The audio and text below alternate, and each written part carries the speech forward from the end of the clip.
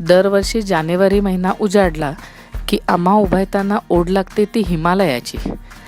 जणू हिमालय आम्हाला खुणावू लागतो आणि आम्ही देखील या हिमालयाच्या बोलावण्याची वाटच बघत असतो.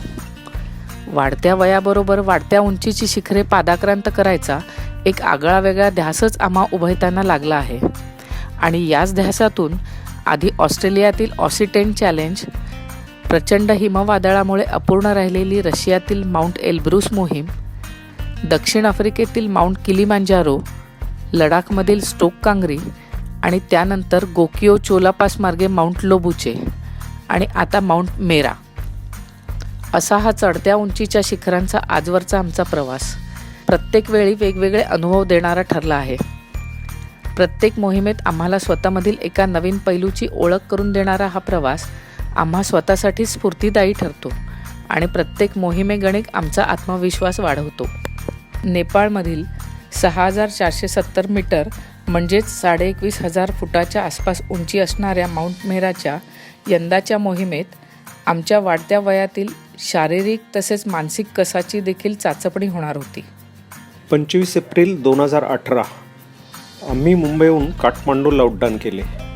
दुसऱ्या दिवशी थोडा आराम आणि थोडी राहिलेली तयारी करून 27 तारखेला सकाळी लवकरच लुकला या सुंदर ठिकाणी छोट्याशा विमानाने येऊन पोचलो.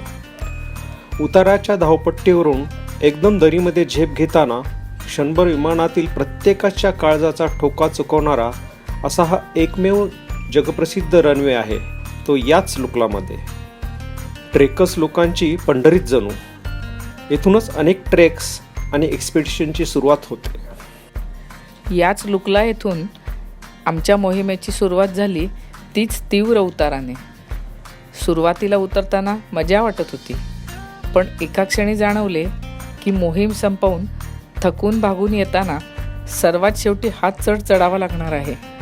मनातील हा विचार बोलून दाखवताच आमचा शिरपा म्हणाला की परत येताना आपण या वाटेने नाही येणार, दुसरा रस्ता आहे. त्यामुळे मनाला थोडा दिलासा मिळाला. या दिलाशामुळे आम्ही आमच्या पहिल्या मुक्कामाच्या पोईया या गावी पोचेपर्यंत किती दऱ्या उतरलो आणि किती डोंगर चढलो ते समजलेच नाही.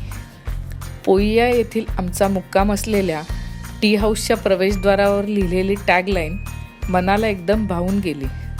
कम as a guest, go as a friend. आणि खरोखरच गेस्ट म्हणून तेथे गेलेलो आम्ही केवळ काही तासांच्या अवधीनंतर दुसऱ्या दिवशी सकाळी त्यांचे फ्रेंड्स म्हणूनच तेथून निघालो. पोयावरून निघून पांगावच्या वाटेवर 2 ते 2.5 तासाच्या खड्या चढाईनंतर एक खिंड समोर गेली. खिंड पार करून पुढे गेल्यावर एक अतिशय रमणीय अशा वळणावर एक सुंदर टी हाऊस नजरेस पडले. या टी हाऊसच्या बाहेर दरीच्या दिशेने पाय सोडून डोंगराच्या कडेवर बसून गरमागरम जिंजर टीचा आस्वाद घेताना सारा थकवा दरीत पळून गेला आणि नव्या उत्साहाने पांगोमच्या रस्त्यावरील पुढील चढण चालू केली. वाटेत एका धबधब्याच्या काठी एक पानचक्की दिसली. धबधब्याच्या पाण्यावर अखंडपणे 24 तास चालणारी पिठाची गिरणी तेथील स्थानिक लोकांचा मोठा आधार आहे. या गिरणीमध्ये सातू दळत असलेली एक आजी तिचे फोटो काढणार म्हटल्यावर एकदम खुश झाली आणि लगेच सरसावून बसत तिने हसत हसत फोटोसाठी छानपैकी पोज दिली. प्रचंड चढाईच्या पण निसर्गरम्य अशा वाटेवरून पांगोंग गावामध्ये पोचताच नजरेस पडते ती सुंदर आणि पवित्र अशी तेथील मॉनेस्ट्री. या मॉनेस्ट्रीच्या केवळ बाह्यदर्शनाने देखील अतिशय प्रसन्न वाटले होते. अधनमधनं पडणाऱ्या पावसामुळे मात्र बाहेर फिरायची इच्छा असूनही रूममध्येच आराम करावा लागला. पण रात्रभर पडत असलेल्या या पावसाने सकाळी मात्र विश्रांती घेतली असली तरी पांगोमून निघताना वातावरण तसे कुंदच होते. सुरुवातीलाच खडा चढ होता. 2 तासांच्या खड्या चढानंतर खिंड पार केल्यावर तेवढाच तीव्र उतार होता. अधनमधनं पाऊस हजेरी लावतच होता. दुपारी लंचनंतर मात्र प्रचंड चढच चढ होता. त्यातच पावसाने जोरदार हजेरी लावली. या जोरदार पावसाने वाटेतील नद्यांच्या पाण्याची पातळी वाढायच्या आधीच पुढील मुक्कामी पोचणे गरजेचे होते, म्हणून पायांची गती वाढवली आणि अगदी वेळेवर पुढील मुक्कामी म्हणजे रमायलो दाडा येथे सुखरूपपणे पोचलो. जोरदार पावसामुळे झालेल्या या धुंद आणि कुंद वातावरणात संध्याकाळी जिंजर टी सोबत मस्त खमंग अशा घरच्या चिवड्याचा मनसोक्त आस्वाद घेतला. आमचा शेर्पा, पोर्टर आणि टी हाऊसवाला मुलगा देखील या चिवड्यावर फिदा झाले होते. दुसऱ्या दिवशी सकाळी 7:30च्या सुमारास रमायलो दाडाला टाटा करून निघालो. पुन्हा एकदा 1.5-2 तासाचा चढ आणि तेवढाच उतार, पुन्हा चढ आणि पुन्हा उतार, हे चक्र चालू झाले.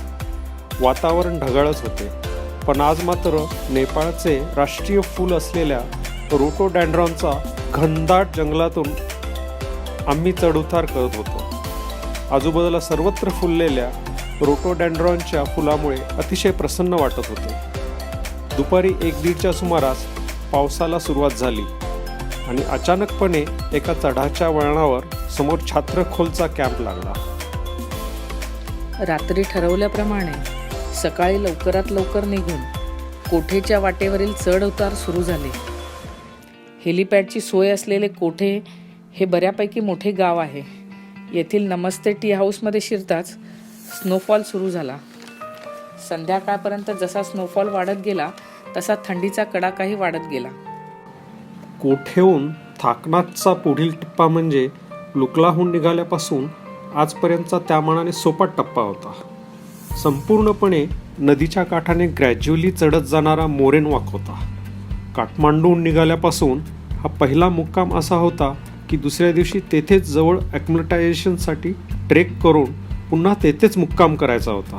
याच द्विगुणित आनंदाच्या भरात दुसऱ्या दिवशी सकाळी ॲक्लिमटायझेशनसाठी हाईट गेन करण्यास निघालो. हा ट्रेक प्रचंड दमछाक करणारा असला तरी खूपच सिनिक होता. एका चढावर पुंगमा या पक्ष्यांचा थवाच समोर आला. आमचे वाटाडे असल्यासारखे आमच्या पुढे पुढे चालत आम्हाला वाट दाखवत होते हे सारे पक्षी. फोटो सेशनसाठी छान छान पोज देत होते. शेवटी लाईव्ह शूटिंग केल्यावरच हा थवा उडून गेला. आम्ही देखील मग आमचा हा हाईट गेनचा ट्रेक पूर्ण करून फोटो सेशन करून थाकनाथ मुक्कामी परत आलो. आता पुढील कॅम्प हा 5000 मीटर उंचीवरील खारे मुक्कामी होता. टी हाऊसेसची सोय असलेला मेराच्या वाटेवरील सर्वात शेवटचा कॅम्प. आमच्या पूर्वनियोजित स्केड्यूलप्रमाणे खारेला देखील 2 दिवस मुक्काम होता. प्रचंड थंडीच्या कडाक्यामुळे रूममध्ये न जाता सनरूम कम डायनिंग रूममध्येच बसायचा निर्णय घेतला. बऱ्यापैकी मोठी असलेली ही सनरूम छान रंगीबिरंगी दिसत होती. रूमच्या आतून चारी बाजूला तसेच छताला देखील देश विदेशातील ट्रेकर्सनी आपापल्या देशांचे झेंडे लावून माउंट मेरा समिटचा आनंद व्यक्त केला होता. या एवढ्या झेंड्यांमध्ये आपल्या भारताचा तिरंगा मात्र कुठेच दिसत नव्हता.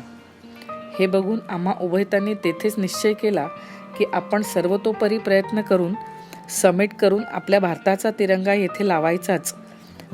या उत्साहाच्या भरातच दुसऱ्या दिवशी 2.5-3 तासातच बेस कॅम्पला पोहोचलो. 2 किचन टेंट्स आणि इतर 4-5 टेंट्स मिळून तयार झालेला हा कॅम्प पूर्णपणे बर्फातच वसलेला होता. आता समिट करून पुन्हा बेस कॅम्पला येईपर्यंत पूर्णपणे बर्फातूनच वाटचाल होणार होती. आम्ही दोघे आणि आमचे 2 शेर्पा आणि 1 पोर्टर याशिवाय बेस कॅम्पला अन्य कोणीही नव्हते. थाय कॅम्पकडे निघायचा दिवस उजाडला. मोठ्या उत्साहात बेस कॅम्पवरून निघालो. क्रॅम्पॉन चढवले की लगेच खडा चढ चालू झाला. सुरक्षिततेसाठी रोपला झुमर अडकून चढायला सुरुवात केली. HMI मधील खडतर प्रशिक्षण घेतलेले असल्यामुळे हे देखील लीलया पार केले. 6 तासाचा प्रचंड चढ चढतानाच बर्फाशी दोस्ती करत 12:30-1 पर्यंत हाय कॅम्पला पोहोचलो. या हाय कॅम्पवरील काही तासांचा मुक्काम म्हणजे एक डेंजर अनुभव होता.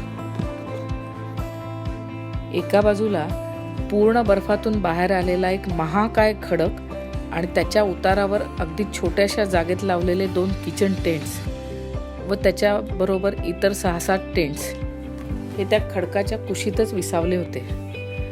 टेंटच्या आजूबाजूला सर्वत्र बर्फच बर्फ होता. एका बाजूला महाकाय खडक तर दुसऱ्या बाजूला प्रचंड खोलपर्यंत ग्लेशियर्स असलेली दरी आणि ह्यांच्या जोडीला संध्याकाळपासून जोरदार वारे देखील आले होते.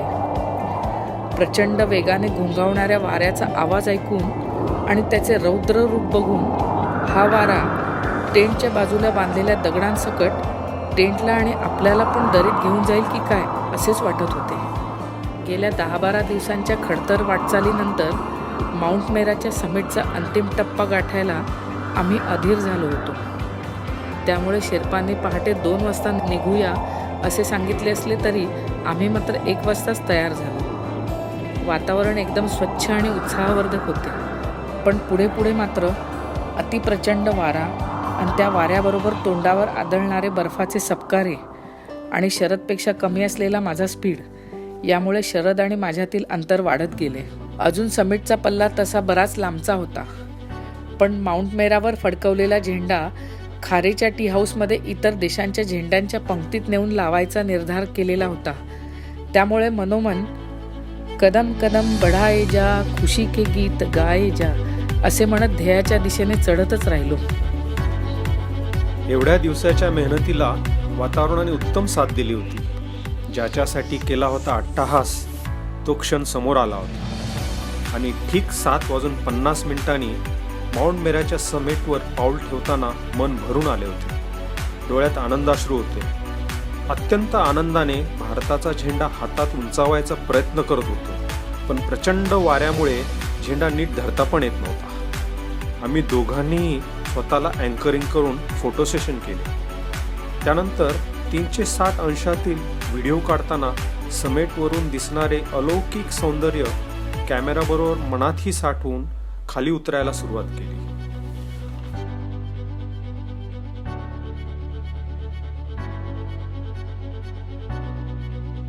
उतरायला सुरू केले असता दुरून 2 लाल रंगाचे टिपके दिसले. आनंदाला पारावर उरला नाही. होय, मनोमन इच्छा केल्याप्रमाणे ती मनाची प्रचंड जिद्द असलेली अंजली व तिचा शेर्पा गेल्झी हेच होते. ते दोघे जण येईपर्यंत मी आणि माझ्या शेर्पाने मेराच्या पायथ्याशी थांबायचे ठरवले. अर्ध्या तासातच ते आमच्या जवळ पोहोचले. मला त्यांच्याबरोबर पुन्हा समेटवर जाण्यास अजिबात त्राण उरले नव्हते, म्हणून मी खालीच थांबायचे ठरवले आणि अंजू तिच्या आणि माझ्या शेर्पासह समिटच्या दिशेने निघाली. समिट करून खाली आलेल्या शरदला मेराच्या पायथ्याशी भेटल्यावर माझ्याही आनंदाला पारावार उरला नव्हता. त्या आनंदातच दोन्ही शेर्पांसह मी समिटच्या दिशेने निघाले. शरीर थकले होते, पण मन मात्र उत्साही होते. आणि या उत्साहाच्या भरातच ठीक 8:45 वाजता समिटवर आपल्या भारताचा तिरंगा फडकवताना डोळ्यात आनंदाश्रू वाहत होते. प्रचंड वाऱ्यामुळे उभे राहता येत नव्हते. त्यामुळे सेल्फ अँकरिंग करूनच फोटो सेशन केले. प्रत्येक समिटवरील आमच्या नित्य शिरस्त्याप्रमाणे आम्हाला आदरणीय असलेल्या छत्रपती शिवाजी महाराजांची घोषणा देताना पुन्हा एकदा मन भरून आले होते. आता मात्र खाली जाऊन शरदला आनंदाने मिठी मारायची होती. परतीचा मार्ग धरला.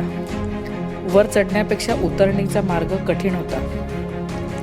पण आम्हा दोघांचेही समिट उत्तमरित्या झाले. या आनंदातच कधी शरदपर्यंत पोचले ते कळलेच नाही. या आनंदातच मेराच्या पायथ्याशी पुन्हा एकदा दोघांचे एकत्र फोटो सेशन झाले आणि हाय कॅम्पकडे मार्गस्थ झालो. हाय कॅम्पला येईपर्यंत आम्हा दोघांच्याही अंगात त्राण उरले नव्हते. गेल्या गेल्या टेंटमध्ये अंग झोपून दिले. खारेला वाचवलेला 1 दिवस आमच्याकडे एक्स्ट्रा असल्यामुळे आजचा मुक्काम हाय कॅम्पलाच करायचे ठरवले.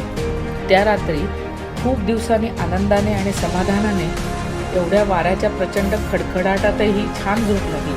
उभयतांनी वाढत्या वयाबरोबर वाढत्या उंचीचे अजून एक शिखर गाठल्याच्या समाधानाने माउंट मेरा हा खऱ्या अर्थाने माउंट हमारा झाला होता. माउंट मेराच्या समिटवर फडकवलेला आपल्या भारताचा तिरंगा खारे येथील टी हाऊसमधील सनरूममध्ये इतर देशांच्या झेंड्यांच्या पंक्तीत लावताना अभिमानाने ऊर भरून आला होता आणि नकळतपणे आम्ही दोघेही एकसाथ म्हणालो, जय हिंद.